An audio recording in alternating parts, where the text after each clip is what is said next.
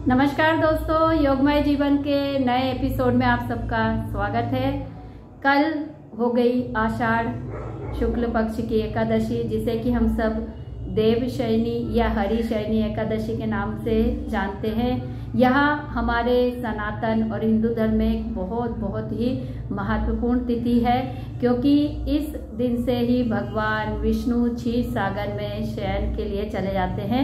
वैसे तो ये सब कुछ प्रतीकात्मक है, लेकिन हम सब ये मानते हैं कि वे योग निद्रा में समाधिस्थ होकर जो है जगत कल्याण के लिए आगे की योजनाएं बनाते हैं। और जैसा कि उन्होंने राजा बलि के समय वरदान दिया था कि वे कुछ समय पाताल लोक की भी यात्रा करेंगे और उनके साथ भी रहेंगे, तो इस तरह से भी वो संबंध जोड़ा जाता है।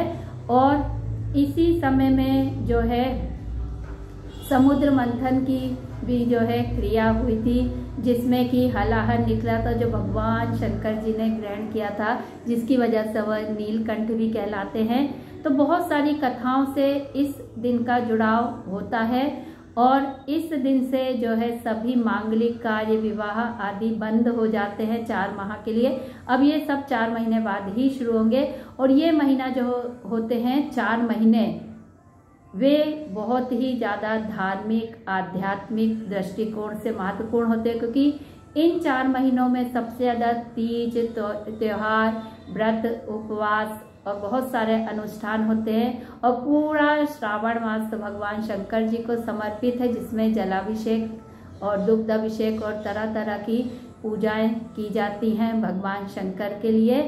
और इसके साथ अलग अलग त्यौहार तो आते ही रहते हैं। तो ये तो 30 त्योहारों से जुड़ा इसका आध्यात्मिक महत्व है, लेकिन हम योगमय जीवन में बात कर रहे हैं इससे जुड़े स्वास्थ्य के महत्व की, क्योंकि हम सब को इस समय में अपने स्वास्थ्य के प्रति भी थोड़ा सा सतर्क सजग रहने की आवश्यकता है, क्योंकि इस दौरान बारिश की जो ऋतु होती है उसकी वजह से हमारी जठराग्नि मंद पड़ जाती है, तो हमें कई तरीके की समस्या उत्पन्न होने की रहती स्थिति हो सकती है। तो ऐसे में हम अपने भोजन के प्रति थोड़ा सा जो है अलर्ट रहते हुए तला भुना गरिष्ठ भोजन कम करें। और इस दौरान उमस वगैरह के कारण गर्मी बहुत ज़्यादा बढ़ जाती, तो पसीने वगैरह भी बहुत ज़्यादा आता है, जिससे स्किन रिलेटेड प्रॉब्लम भी होने लगती है। इसके अलावा यदि हम बाहर का भोजन करते हैं, चूँकि इस समय में कीड़े मकोड़े बहुत ज़्यादा बढ़ जाते हैं, तो इसकी वजह से बाहर के भोजन के लिए मना किया जाता है।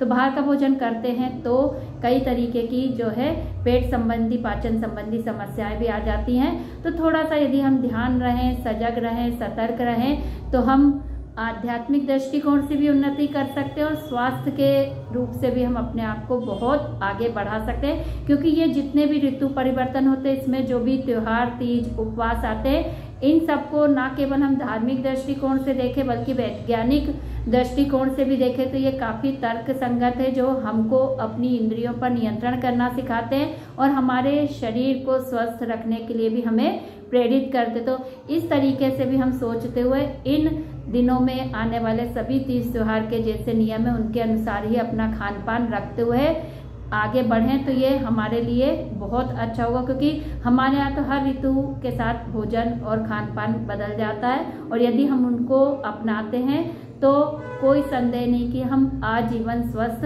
रह सकते हैं। तो एकादशी के साथ ही जो लोग चातुर्मास करते हैं उनके चातुर्मास का आरंभ हो जाएगा, और जो लोग श्रावण से शुरू करते हैं उनका श्रावण मास से शुरू हो जाएगा। तो ये जो है हमारे लिए एक बहुत अच्छा शुभ समय है, जिसमें हम अपने आप को बहुत अच्छे से आगे की जो है ऋतुओं के लिए तैयार कर सकते हैं। तो सभी लोग इन 4 महीनों में अपने शरीर का, मन का बहुत ध्यान रखें और जैसा उचित है वही खान पान रखें, और कोशिश करें कि सूर्योदय के पूर्व ही अपना खाना कर लें। बहुत देर रात को खाना ना खाएं, या खाना हमको बाद में बहुत तकलीफ देता है।